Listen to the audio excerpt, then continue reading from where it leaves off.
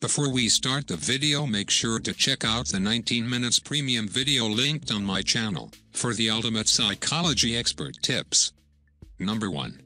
Start by presenting an option. Get this option embedded in the woman's brain. It may be something she would normally resist, and she may initially scoff at it. However, you want to make sure she is aware of the option at hand. For example, say you're deciding between two parties to attend on a Friday night. Your girl is a film fanatic, and her group of friends are having a movie night. You're more of a board game person, and another group of friends is having a game night. Make your girl aware of the option you want. Say something like, "Did you hear Madison and Emily are doing that board game night? Kind of boring, if you ask me." Number 2. Use subtle ways to make the option enticing. Find ways to make the option desirable. Drop subtle hints that may create a sense of desire in her. In the above example, you could casually mention board games that will be played at the event. You could also play a game of cards with your friends a few days before the event, allowing your girl to see how much fun games can be. You can also make the friends sound more enticing. Bring up fun memories you had hanging out with Madison and Emily. Talk about their good qualities. For example, say something like, "Madison always has the best selection of wine at her place." Number 3.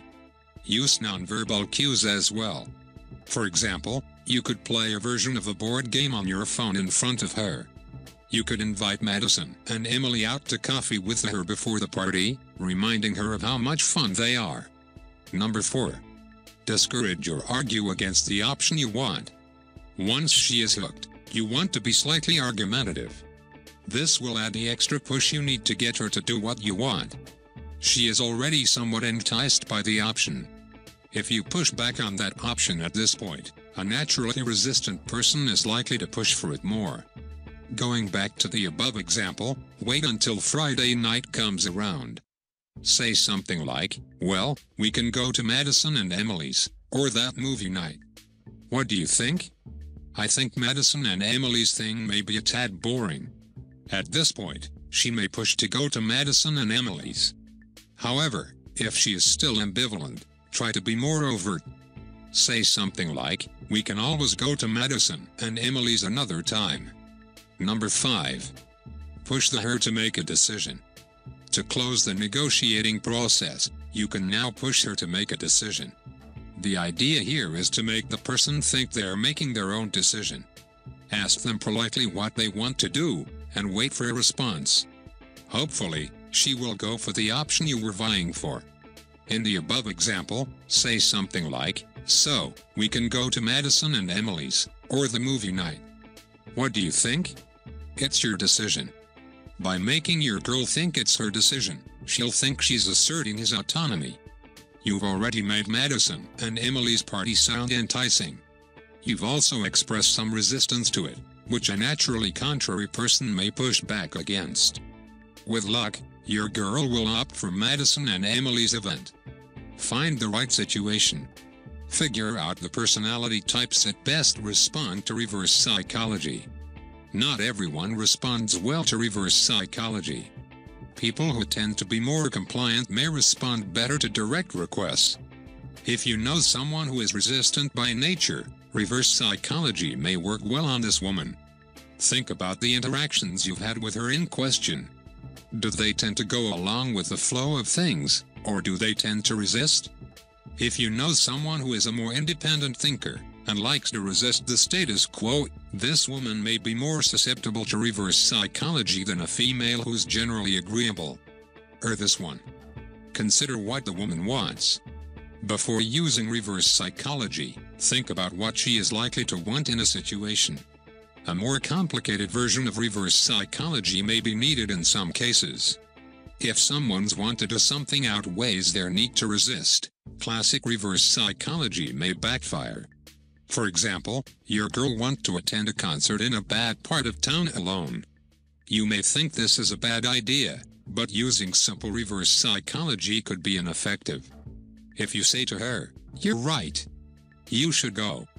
You only live once," your girl may wholeheartedly agree, as she really does want to see the show. Try arguing against yourself in these cases, rather than the choice at hand. Returning to the above example, you can say something to her like, "I can't make you do anything you don't want to do. I'm pretty sure this part of town is dangerous, but only you can decide what's best for you." You're encouraging your girl to think for herself here. If she is naturally resistant, she may instead yield to your advice rather than thinking for herself. She may very well decide not to go to the concert. Or this one. Think about your end goal. Make sure you keep your end goal in mind.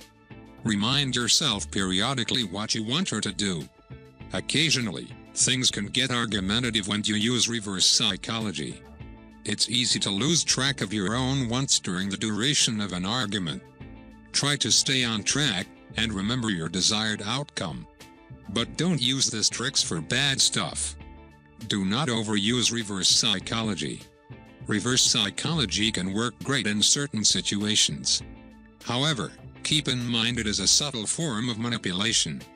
Using reverse psychology habitually can be incredibly damaging to relationships. Use reverse psychology in low-stakes situations.